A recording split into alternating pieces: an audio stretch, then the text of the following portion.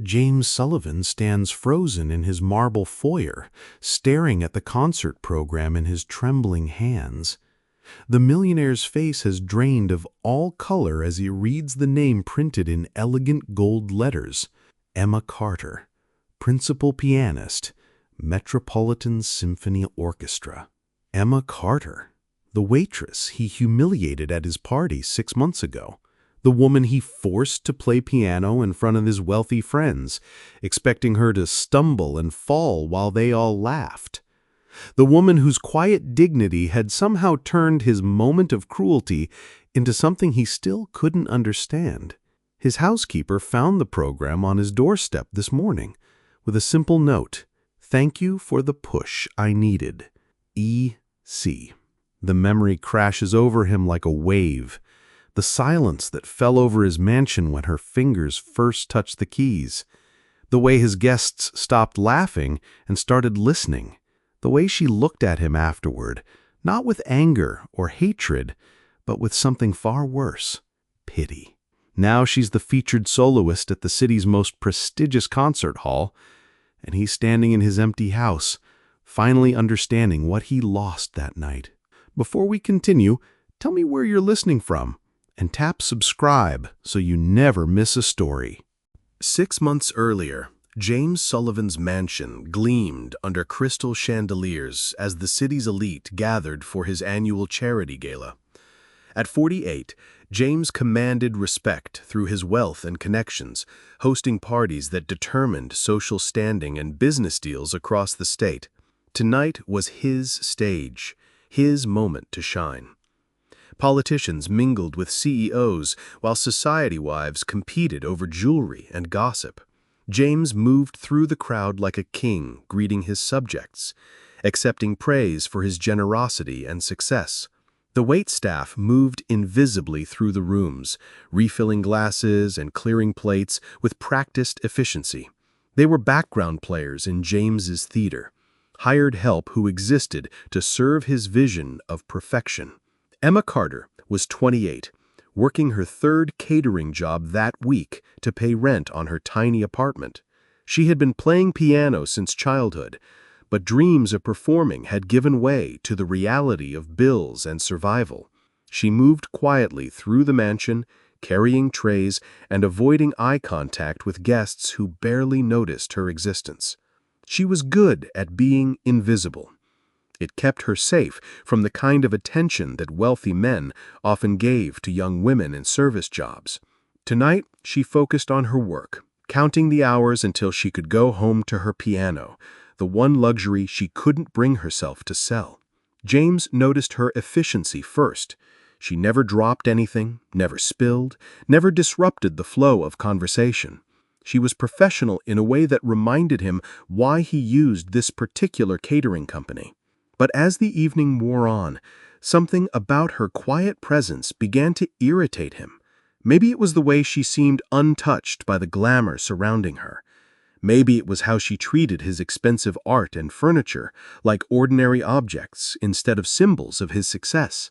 Or maybe it was simpler than that. Maybe he just needed someone to remind his guests why they should feel superior to the help. The opportunity came during dessert, when conversation had grown louder and inhibitions had lowered with expensive wine. James stood near his grand piano, a magnificent Steinway that cost more than most people made in a year. He rarely played it himself, preferring to display it as a symbol of his refined taste. "Ladies and gentlemen," he announced, his voice carrying easily across the room, "I hope you've all noticed this beautiful instrument. It cost me more than some people's houses." Appreciative murmurs rippled through the crowd. James smiled, basking in their attention. That's when he spotted Emma clearing dessert plates from a nearby table. She glanced at the piano with an expression he couldn't quite read. Longing, perhaps? Or recognition? Something about that look annoyed him intensely. "Miss," he called out, his voice sharp enough to cut through the dinner conversation. "You, with the dessert plates." Emma looked up, her cheeks flushing as every eye in the room turned toward her. She set down the plates carefully, her hands steady despite the sudden attention. "Do you play piano?" asked James, his tone suggesting he already knew the answer would be embarrassing. Emma hesitated for just a moment. "A little," she said quietly. The response was perfect for James's purposes. Modest, uncertain, exactly what he'd hoped for. "Wonderful," James declared, clapping his hands together. "Ladies and gentlemen, our server here plays piano. I think we should have some entertainment with our coffee, don't you?" A few guests chuckled uncomfortably. Others looked curious. Most seemed content to watch whatever spectacle James was orchestrating. Emma stood perfectly still, her face calm despite the trap being set around her. She looked at James for a long moment, studying his face as if memorizing something important. Then she nodded once, untied her apron with steady hands, and walked toward the piano bench. The room buzzed with anticipation as Emma approached the Steinway. James's guests whispered among themselves, some giggling at the prospect of watching a waitress embarrass herself on such an expensive instrument. A few looked uncomfortable with the setup, but none spoke up to object. James positioned himself where everyone could see his satisfied expression. This would be entertaining.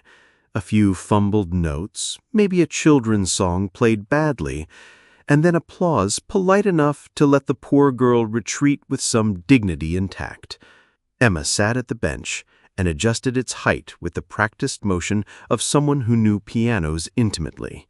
She flexed her fingers once, twice, testing the action of the keys without making sound. The room grew quieter as guests noticed the professional way she positioned her hands, the confident set of her shoulders despite the circumstances. "Play something cheerful," James called out, his voice carrying a note of mockery. "Something we can all enjoy." Emma looked at him over the piano, her expression unreadable. For a moment, James thought she might refuse, might stand up and walk away. He almost hoped she would. It would make the humiliation complete. Instead, she turned back to the keyboard and began to play. The first notes silenced every conversation in the room. It wasn't a children's song or a fumbled attempt at entertainment. It was Chopin's Ballade No. 1, one of the most technically demanding pieces in the classical repertoire. Her fingers moved across the keys with fluid precision, drawing sounds from the Steinway that James had never heard before, despite owning it for 3 years. The melody soared and fell, building tension and releasing it in waves that seemed to pull emotions from somewhere deep in the listeners' chests. James felt his smile fade as he realized what was happening. This wasn't the embarrassment he'd orchestrated. This was artistry of a level that few of his guests had ever witnessed up close. The room had gone completely silent except for the music. Society wives stopped checking their phones. Business executives forgot their deals and mergers. Politicians abandoned their networking to listen to a waitress play with the skill of a concert professional. Emma's face remained calm and focused, but James could see something else in her expression now. A kind of fierce joy, as if she were finally able to breathe after holding her breath for years. This was who she really was, stripped of her server's uniform and economic circumstances. The piece built to its climactic passage, her hands moving in perfect coordination across the keyboard.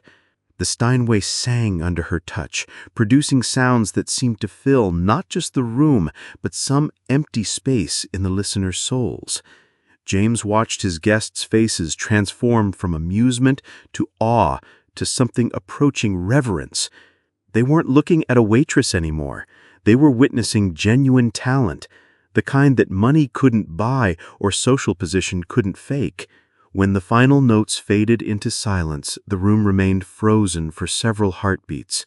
Then someone began to applaud, not the polite, measured clapping James had expected, but genuine, enthusiastic appreciation. The applause built until the entire room was on its feet, calling out praise and approval. Emma stood slowly, smoothed down her simple black dress, and nodded once in acknowledgement. She looked directly at James, her expression neither triumphant nor angry. Instead, she seemed almost sad, as if she pitied him for what he'd revealed about himself in that moment. "Thank you for the opportunity, Mr. Sullivan. It's been a long time since I played for an audience." Then she walked calmly toward the kitchen, while James stood beside his expensive piano, while his guests continued applauding someone he'd intended to humiliate. The party continued around James, but something fundamental had shifted. His guests kept talking about Emma's performance, asking who she was, where she'd trained, why someone with that level of talent was working as a waitress. Their questions felt like accusations. "James, where on earth did you find her?" asked Margaret Green, the mayor's wife. "That was extraordinary. Absolutely extraordinary." "I had no idea," James muttered, his usual confidence shaken. "The catering company just sent her." "Well, you simply must get her contact information," declared Robert Walker, who funded the city's symphony orchestra. "We are always looking for exceptional talent. That was conservatory-level playing, possibly even competition standard." James nodded absently, but his attention kept drifting toward the kitchen, where Emma had disappeared. Through the service window, he could see her back at work, stacking plates and organizing serving trays, as if nothing had happened. His fiancée, Victoria Miller, appeared at his elbow with a tight smile that didn't reach her eyes. "That was quite a show, darling, though I'm not sure what you were trying to accomplish." "I was just providing entertainment for our guests," but the words sounded hollow even to him. "By humiliating the help." Victoria's voice carried a sharp edge he'd never heard before. "James, that was cruel, even by your standards." The accusation stung because it was true. He had intended to humiliate Emma, had orchestrated the entire scene for his own amusement and his guests' superiority. The fact that it had backfired so spectacularly only made his original intention more shameful. "She did well for herself," he said defensively. "She was magnificent," Victoria corrected. "And you tried to tear her down in front of a room full of strangers. What does that say about you?" Before James could answer, Victoria walked away, leaving him alone beside the piano that suddenly felt like evidence of his failure rather than a symbol of his success. The evening wound down with continued praise for Emma's performance. Guests approached James throughout the night, asking about her background, requesting her contact information, suggesting he should sponsor her if she needed financial support to pursue music professionally. Each conversation felt like a small knife twist. They were treating him as Emma's benefactor rather than her tormentor, assuming he had discovered and encouraged her talent instead of trying to destroy it. By midnight, the last guests had departed, still talking about the unexpected concert they had witnessed. James found himself alone in his mansion, surrounded by the debris of a successful party that felt like a personal defeat. He walked to the kitchen, intending to thank the catering staff and perhaps speak with Emma privately, but she was already gone. The catering manager explained that she'd finished her duties early and left through the service entrance. "Quite a talent, that one," the manager said, packing the last of the serving equipment. "Been working for us about 6 months. Always professional, never any trouble. Didn't know she could play like that, though. Nobody did." James nodded, suddenly feeling exhausted. Does she do this often? The catering work?" 3-4 jobs a week, usually. Good worker, reliable. Shame someone with her abilities has to work events like this, but that's the music business, I suppose. Not much money in it unless you make it to the big leagues." After the catering team left, James sat alone at his dining table, staring at the piano across the room. Emma's performance had revealed something ugly about himself that he couldn't ignore or rationalize away. He had tried to break someone's spirit for entertainment, and instead had witnessed something beautiful that made his own life seem shallow by comparison. The next morning brought reviews of the party in the society pages, but they weren't what James expected. Instead of praising his hosting or the elegant venue, 3 different columnists focused on Emma's surprise performance. One called it a reminder that talent exists everywhere, often unrecognized and undervalued. James read the articles with growing unease. His name was mentioned, but only in passing. Emma Carter, however, was the story everyone wanted to tell. His phone began ringing before 9 a.m. Robert Walker called first, asking for Emma's contact information. The symphony board was interested in hearing her play in a more formal setting. 2 other callers followed, a music teacher who ran a prestigious academy and a talent manager who specialized in classical musicians. James realized he didn't have Emma's contact information. She was just staff to him, hired through the catering company, invisible until the moment she chose to become visible. He called the catering manager, who provided Emma's phone number reluctantly, warning James that she was a private person who didn't like to be bothered during her limited free time. James dialed the number 3 times before finally letting it ring through. Emma answered on the 4th ring, her voice cautious when she heard his name. "Mr. Sullivan, is there something wrong?" "No, nothing wrong," James said quickly. I have several people asking about you, about your music. Important people who could help your career." There was a long pause. "That's kind of you," Emma said carefully, "but I'm not interested." "You don't understand," James pressed. "Robert Walker funds the symphony. Margaret Green knows everyone in the arts community. These are connections that could change your life."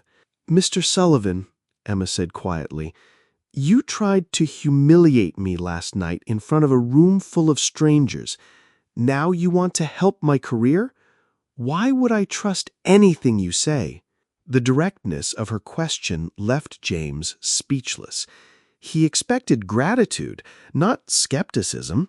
He was offering her opportunities that most musicians would kill for, and she was questioning his motives? "I made a mistake," he said finally. "I misjudged the situation." "You misjudged me," Emma corrected. "You saw a waitress and assumed I was someone you could use for entertainment. You never asked about my background or interests. You just decided I was less than you." Each word hit James like a physical blow, because it was completely accurate. He had made every assumption she described, had treated her exactly as she said. "Let me make it up to you," he said desperately. "Dinner, somewhere nice where we can talk properly. I can introduce you to people who matter in the music world."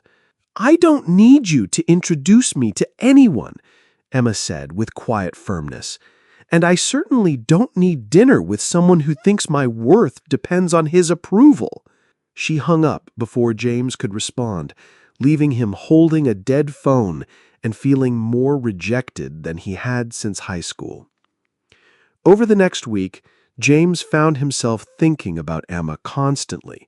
He drove past the catering company's office twice, hoping to catch a glimpse of her coming or going.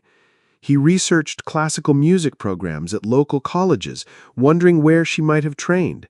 He even attended a symphony concert for the first time in years, listening for the kind of talent he'd witnessed in his own living room. Victoria noticed his distraction and finally confronted him about it over dinner at their usual restaurant. She said, "You're obsessed with that waitress. It's becoming embarrassing." James wanted to deny it, but couldn't find the words. Victoria was right. He was obsessed, but not in the way she implied. He was haunted by his own behavior, by the realization of how cruel he'd been to someone who deserved better. "I can't stop thinking about what I did," he admitted quietly. "How I treated her." Then do something about it, Victoria said with exasperation. Apologize properly and move on with your life. This guilt isn't helping anyone.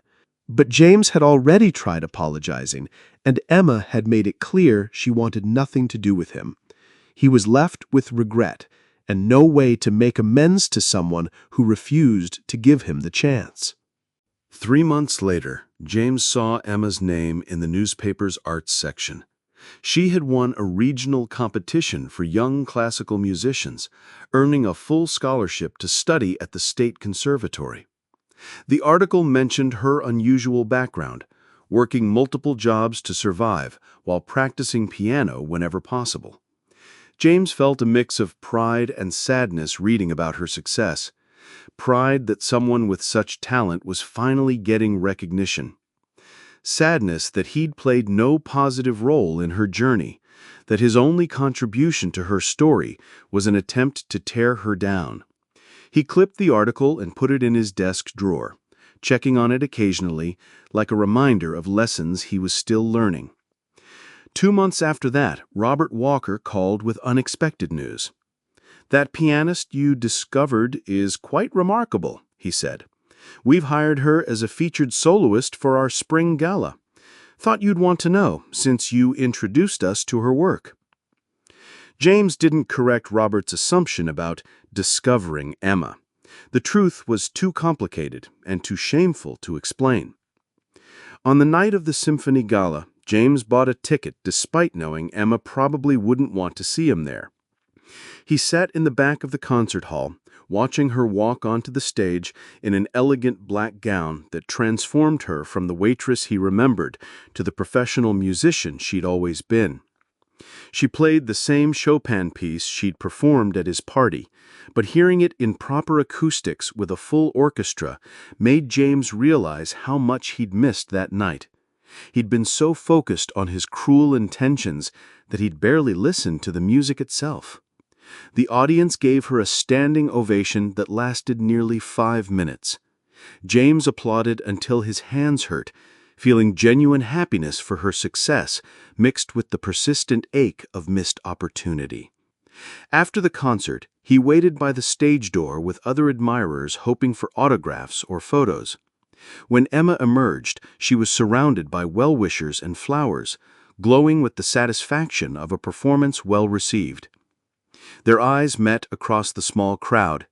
Emma paused in signing programs, studying his face with the same careful attention she'd given him that night at the party. James raised his hand slightly in greeting, not sure if she would acknowledge him or turn away. Emma finished signing the program in her hands, spoke quietly to the person who'd requested it, then walked directly toward him. "Mr. Sullivan, I didn't expect to see you here.